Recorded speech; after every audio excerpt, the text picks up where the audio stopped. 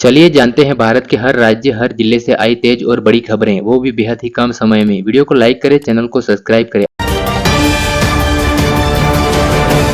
असम राजधानी express train हादसा। असम की लुम्बिनी डिवीजन में राजधानी एक्सप्रेस के 5 डिब्बे पटरी से उतर गए। ट्रेन की चपेट में आने से रेलवे ट्रैक पर घूम रहे 8 जंगली हाथियों की मौत हो गई। रेलवे ने हादसे की जांच के आदेश दिए हैं। कुछ समय के लिए रेलवे यातायात बाधित रहा।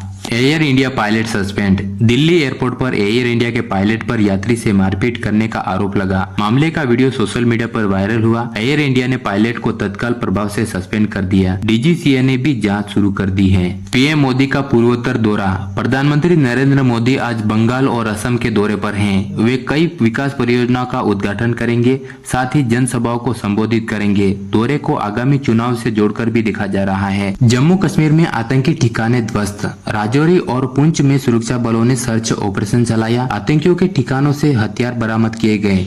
इस इलाके में सुरक्षा बढ़ा दी गई है। सेना ने सतर्कता बनाए रखने की बात कही है। बिहार सड़क हादसा। बिहार में डीएसपी की बोलेरो गाड़ी ट्रक से टकरा गई। हादसे में 4 पुलिसकर्मी घायल हो गए। सभी को अस्पताल में भर्ती कराया गया। मामले की जांच चल रही है।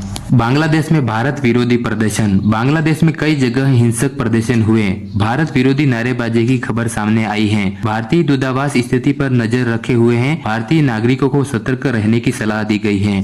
भारत सरकार की प्रतिक्रिया। विदेश मंत्रालय ने बांग्लादेश की घटना पर चिंता जताई। वहां की सरकार से शांति बनाए रखने की अपील की गई।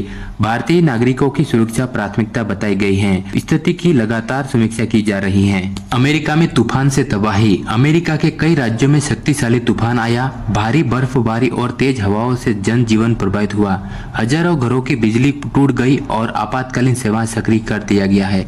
रूस यूक्रेन युद्ध अपडेट। रूस यूक्रेन युद्ध को लेकर पुतिन का बयान सामने आया। उन्होंने पश्चिम देशों पर आरोप लगाए। युद्ध विराम की कोशिश जारी है। हालात अभी भी तनावपूर्ण बने हुए हैं। ईयू का यूक्रेन को आर्थिक पैकेज। यूरोपीय यूनियन ने यूक्रेन को 90 अरब यूरो की मदद मंजूर की। इससे युद्ध प्रभावित अर्थव्यवस्था को सहारा मिलेगा। रूस ने इस फैसले की आलोचना की है। अंतर्राष्ट्रीय राजनीतिक गरमाई हुई है।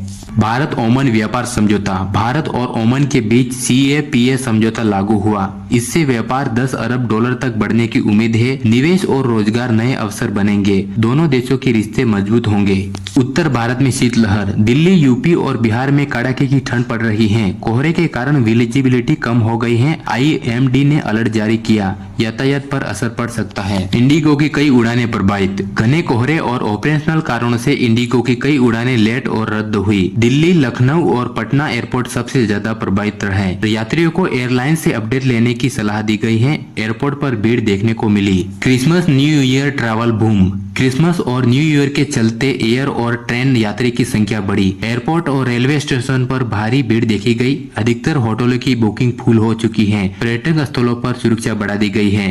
दिल्ली के स्कूलों में एयर प्यूरीफायर। दिल्ली सरकारी स्कूलों में एयर प्यूरीफायर लगाने का फैसला किया। बढ़ते प्रदूषण को देखते हुए यह कदम उठाया गया।